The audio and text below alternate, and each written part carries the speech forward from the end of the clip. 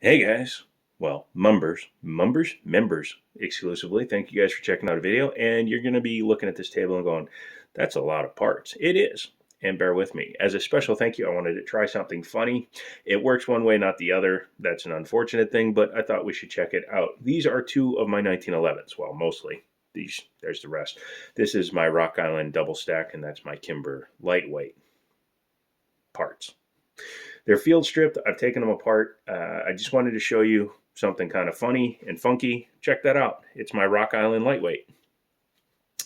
The slide did fit on there. It's very tight, obviously, because it's not actually made for this particular gun. But as you can see, because of the way it's designed, it does actually work on here. However, this one does have slightly thicker rails. So as you can see, it doesn't quite line up. I wish it did, because that would be kind of fun to have a Kimber double stack. Maybe if I can get another frame somewhere cheap, like a damaged one off of Rock Island auctions, not rockisland.com, but Rock Island auctions sometimes sells damaged firearms. Maybe I'll try doing that. But as you can see, in terms of functionality, this would actually work. It's extremely tight because of the shape of the rails. But yeah, that would actually work. I thought that was pretty cool. And this is just a shorter one. It's just a thank you guys for being my members and showing you stuff. But I also wanted to talk you through what I do. I'm not going to do it to this gun yet because I haven't shot it. I want to do some out of the box shooting with it. But I mentioned in other videos that I smith my own guns. Number one, I can fully rebuild these guns. No problem. Eyes closed almost. Some of the springs are a little bit more difficult. But what I like to do is also just tuning. That's what we'll call it, because I've heard people use that phrase. What I intend to do with this guy is I'm going to take the parkerization, and it's Rock Island, so they parkerize.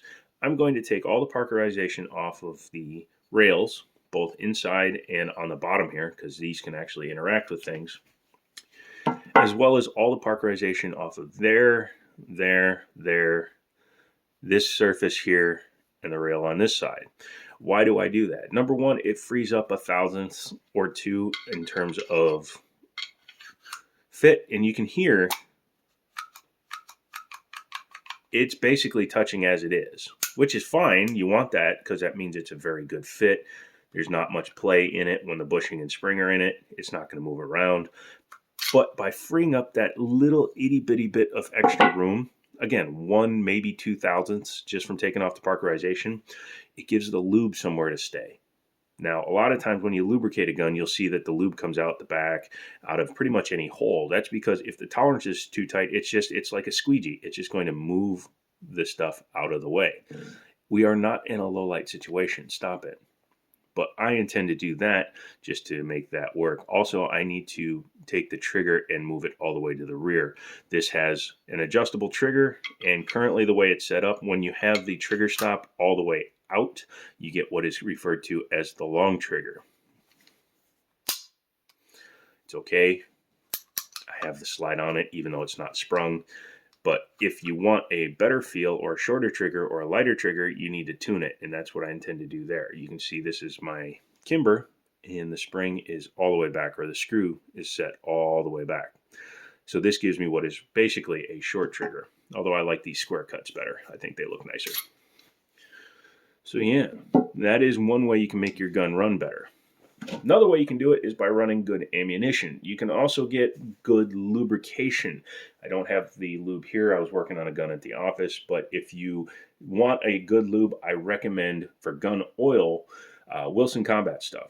Their gun oil is what I use for standard parts like the slide and stuff, but gun lube for internal springs and whatnot doesn't come off as easy. So if you clean the gun with gun scrubber or something and it goes down in there, it's not going to just remove it all.